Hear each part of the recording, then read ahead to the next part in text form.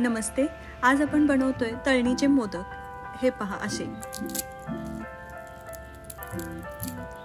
आवाज ऐकलात? वरून एकदम क्रिस्पी आणि आतमध्ये असं मऊ सारण. तर असे हे मोदक आज आपण बनवणार आहोत. खूप छान लागतात आणि बरेच दिवस आहे असे राहतात. हे पहा, दिसायलाही खूप सुंदर आकर्षक दिसतात आणि चवीलाही तितकेच उत्तम लागतात. चला तर मग सुरुवात करूया.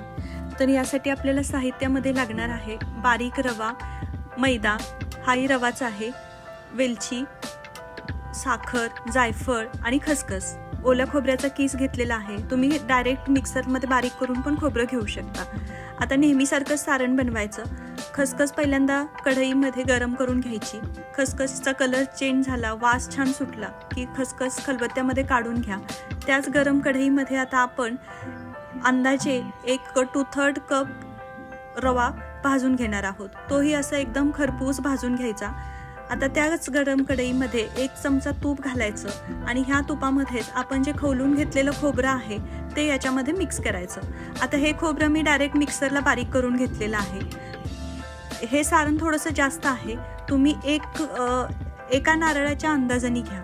आता जितकं खोबरं असेल त्याच्या निम्म्या प्रमाणामध्ये साखर घाला किंवा मग तुम्हाला किती गोड आवडत असेल त्याप्रमाणे साखर कमी जास्त करू शकता. आता साखरेला पाणी सुटतं, खोबऱ्याला पाणी सुटतं, तर हे पाणी सुकेपर्यंत मिक्स करा. त्याच्यानंतर त्याच्यामध्ये आपण जो भाजून घेतलेला रवा आहे तो घाला. आता तुम्हाला असं लक्षात येईल की आपलं जे हे सारण आहे ते आता हळूहळू अजून घट्ट व्हायला लागलेलं आहे. कारण थोडाफार जो ओलावा होता तो आता हा रवा जो आहे तो सोक करून घेणार. त्याच्यामुळे सारण एकदम असं सुट्ट व्हायला सुरुवात होईल. तळणीचे जेव्हा आपण मोदक बनवतो तेव्हा आपण रवा आपल्या अंदाजापेक्षा नेहमी जास्त घ्यायचा. कारण मग त्याच्यामुळे काय होतं की सारण कोरडं होतं. तर आता आपण ही खसखस जी भाजून घेतलेली ती अशी खलबत्त्यामध्ये थोडीशी चेचून घेतलेली आहे ती मिक्स करायची. जायफळ घालायचं आणि आता हे सारण मंद गॅसवर थोडा वेळ अजून परतून घ्यायचं. याच्यामध्ये या क्षणाला तुम्ही ड्रायफ्रूट तेलामध्ये तळून थोडेसे बारीक करून पण घालू शकता.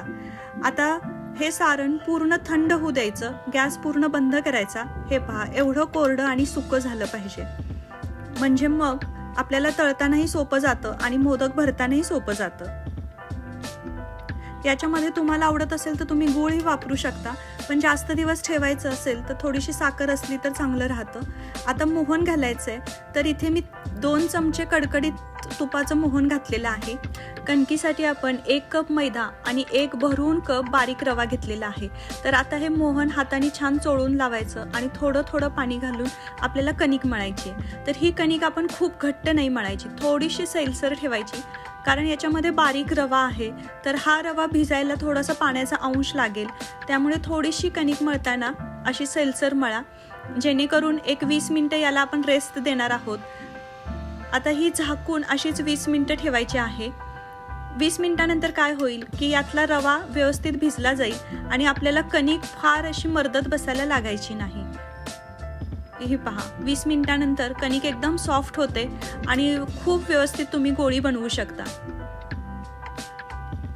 आता गोळ्या बनवताना तुम्ही अशा हाताने एक पण बनवू शकता किंवा याचे 2 असे रोल करायचे आणि सुरीच्या साहाय्याने एकसारखे गोळे करून घ्यायचे. म्हणजे मग मोदक पण एकसारख्या शेपमध्ये होतात. हे पहा, असे कापून घेऊ शकता आणि त्याला हाताने जरा गोल केले की आपले गोळे तयार होतात. एवढ्या आपल्या कणकीचे आपले 25 ते 26 मोदक होतात. म्हणजेच तेवढेच आपले गोळे होतात.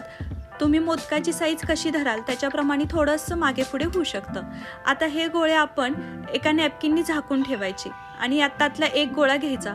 तुमच्याकडे जर पुरी मशीन असेल तर तुम्ही हे पुरी मशीननी दाबून पण याची लातिंबी बनवू शकता. लातिंबी ही अशी असेल.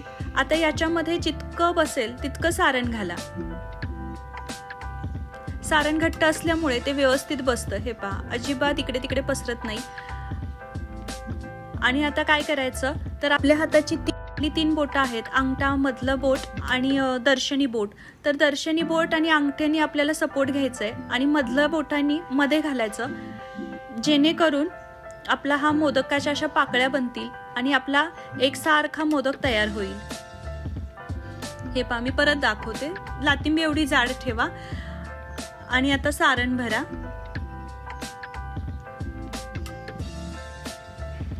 हे पहा, मधलं बोट आहे त्यांनी आतमध्ये घडी घालायचा प्रयत्न करा आणि अंगठा आणि दर्शनी बोटांनी पाकळ्या एकमेकांवर रचत जा.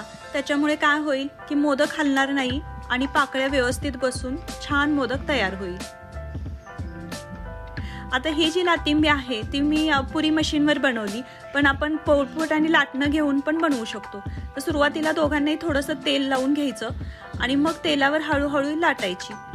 लाटून झाली की आता आपण जसं भरून घेतलं सारण तसंच सारण भरून घ्यायचं. आता याला तुम्ही हातावर घेऊन पण बनवू शकता आणि जर तुम्हाला हातावर नसेल जमत तर पोळपाटावर ही लातिंबी ठेवा आणि व्यवस्थित हाताने एकसारख्या पाकळ्या करून मोदक बनवा. तर कणिक छान तयार झालेले असते त्यामुळे मोदक तुटत नाही, व्यवस्थित एक संघ होतो आणि दिसायलाही छान दिसतो. हे तर असे आपले सगळे मोदक आपण बनवून घ्यायचे. बनवलेले मोदक जिथे ठेवणार असाल त्याच्या तळाला तेलाचा हात लावा, म्हणजे मग मोदक चिकटणार नाहीत. आता तेल गरम करा. तेल चांगलं कडक झालं की त्याच्यामध्ये एक एक मोदक सोडायला चालू करा. जेव्हा तुम्ही मोदक सोडाल तेव्हा गॅसची फ्लेम हाय ठेवा आणि मोदक सोडून झाले की गॅस मीडियम करा. आता हे मोदक आपण तळून घ्यायचे. तर हे पहा, तळताना आपण वरची बाजू भाजून झाली की त्याला पलटी करायची आणि जो देठाकडचा बाजू आहे ती खाली झाल्यानंतर ती व्यवस्थित तळून घ्यायची. कारण पाकळ्या जिथे आपण एकत्र केल्या तो भाग तळणं जास्त गरजेचं असतं. तो एकदा छान तळला गेला की मोदक असे व्यवस्थित खरपूस होतात. ह्या मोदकांचा हाच फायदा असतो की हे अगदी 15 दिवस 20 दिवस म्हटलं तरी आहे असेच राहतात. चवीमध्ये काही फरक होत नाही, खराब होत नाहीत आणि हे तुम्ही प्रवासामध्ये नेऊ शकता, प्रसाद म्हणून इतरांनाही देऊ शकता. एक बॅच तळून झाली की तुम्ही अशाच पद्धतीने दुसरे मोदक तेलामध्ये सोडून तळून घ्यायचे. हे मोदक तळत असताना फार कमी तेल शोषून घेतलं जातं, खूप तेल लागत नाही आणि मोदक ही छान क्रिस्पी तयार होतात, पटपट तळून होतात. तर अशा पद्धतीने आपण मोदक बनवले तर आपले तेवढ्या कणकीचे आणि एका नारळाचे अंदाजे 25 ते 26 मोदक होतात. तर हा बाप्पासाठीचा प्रसाद तुम्ही स्वतःही बनवा, एन्जॉय करा आणि तुम्ही कशा पद्धतीने मोदक तळणीचे बनवता ते मलाही सांगा. आणि हो, सबस्क्राईब करायला विसरू नका. लाईक करा, सबस्क्राईब करा, शेअर करा. भेटूया पुढच्या रेसिपीमध्ये. धन्यवाद.